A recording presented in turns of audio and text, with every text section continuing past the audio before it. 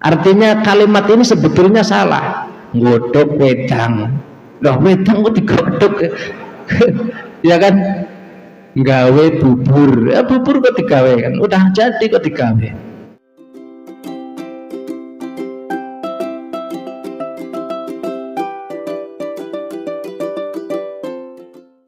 Hadirin yang dirahmati Allah Subhanahu wa taala, ilmu itu penting. Sebab dengan ilmu kita bisa mengerjakan urusan-urusan agama tepat dan benar. Demikian pun dengan masalah urusan-urusan dunia, kita bisa mengerjakannya secara tepat dan benar. Bayangkan seorang sarjana ekonomi yang hanya punya prinsip ekonomi, lalu disuruh masak nasi itu, nanak nasi ya, matengin beras. Jadi kalau lewat nasi itu sebetulnya nggak tepat ya. Masak nasi kok dimasak itu, tepat nggak kira-kira? Yang benar masak beras ya. Tapi kalau ngomong masak beras aneh ya. Itu namanya dalam bahasa Jawa tembung ruroboso. Ruroboso itu tembung yang sudah salah tapi sudah kaprah. Ya, salah kaprah bener ora lumrah. Artinya kalimat ini sebetulnya salah. Nggodhog wedang. Loh, wedang kok digodhog? Ya kan? Gawe bubur. Ya bubur kok digawe kan? Udah jadi kok digawe. Masak nasi wis masak kok dimasak. Mestine nggodhog banyu, ya kan? Namun nek wong nggodhog banyu arep nggo adus apa enggak apa kan gitu. Jadi banyak persepsi malah ribet. Ini kadang-kadang kita harus keluar dari kebenaran kadang-kadang keluar dari kebenaran malah benar, tapi melakukan kebenaran malah menjadi problem, ya kan? Sama, tidak semua kebohongan itu salah, ya. Kadang kejujuran malah bikin fitnah, kan begitu ya. Ini orang Islam tuh memang harus cerdas, ya. Mana harus jujur, mana harus bohong, mana harus menyampaikan kebenaran, mana harus yang disampaikan lawannya kebenaran, kemungkarannya. Berarti mengatakan lewat nasi, masak nasi itu kesalahan, tapi sudah dianggap lumrah. Jadi jelas. Tapi kalau masak beras itu orang malah polemik gitu. Masak beras itu ada-ada aja, masak nasi nggak jadi. Itu udah akhirnya debat, ya. Padahal yang benar masak beras, yang benar adalah nggodhog banyu atau masak air itu. Sama dengan kebohongan, kadang-kadang kita harus bohong. Nggak usah keluar dari rumah lah, di rumah saja kita harus bohong kadang-kadang, ya. Harus bohong apa? Ya mungkin terhadap istri kita, pasangan kita harus bohong. Sebab kalau kadang kita jujur malah istri kita itu tersinggung, ya. Jadi laki-laki, suami itu kadang-kadang harus punya ilmu kebohongan di hadapan istrinya. Ya kayak misalkan sekarang ini kan banyak istri salah masak tuh.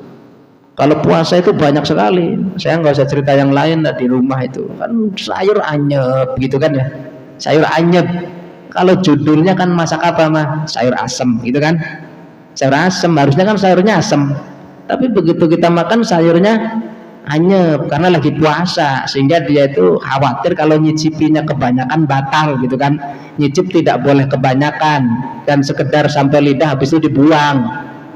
Nyicipi itu boleh ya bagi seorang chef gitu ya, bukan sebagai pembeli ya.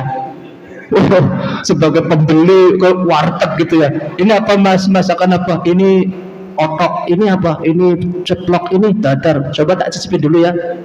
Cicipin semua, itu ujung-ujungnya setelah nyicipin udahlah mas nggak jadi beli. Itu oknum, itu pasti oknumnya kayak gitu. Jadi nyicipin boleh ibu-ibu nih yang di luar, silahkan cicipin, tapi setelah dicicipin kira-kira langsung dibuang gitu. Nyicipin tuh berapa sih? Sekedar satu titik kan, masa nyicipin satu erus masuk semua? Itu bukan nyicipin, itu muqaddimah namanya. Muqaddimah makan itu ya namanya.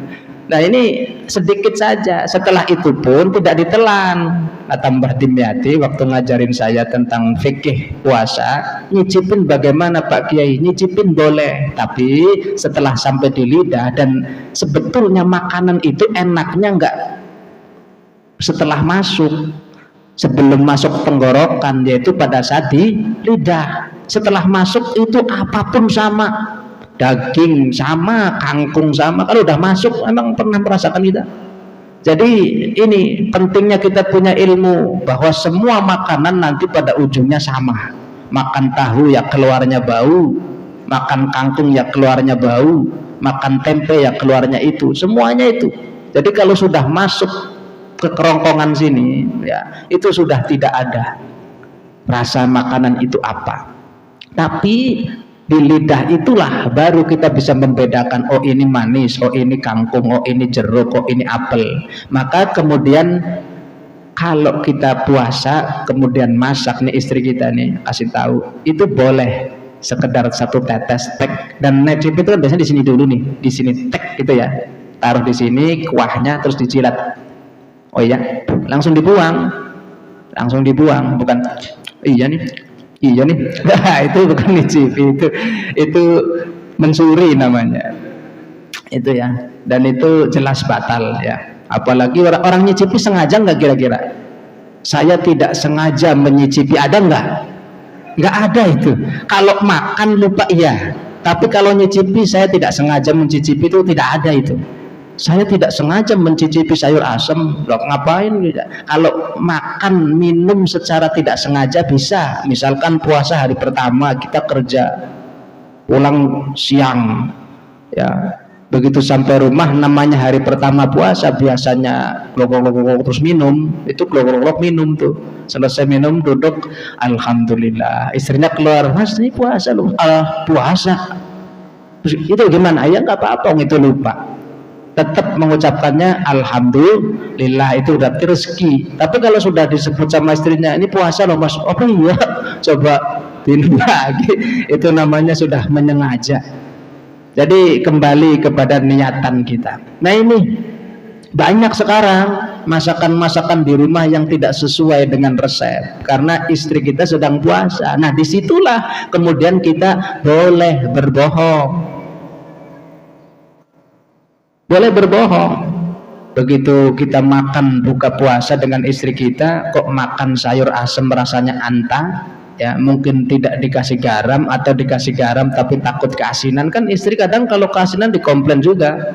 Suami-suami yang jujur itu yang sebelah. Itu kan kalau suami-suami yang jujur kan, kamu masak keasinan.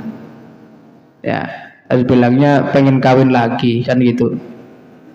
Begitu dikomplain begitu, istri kan pasti tersinggung, makanya mungkin ngasih garamnya sedikit, ternyata tidak sesuai dengan ukuran daripada air yang ada di panci.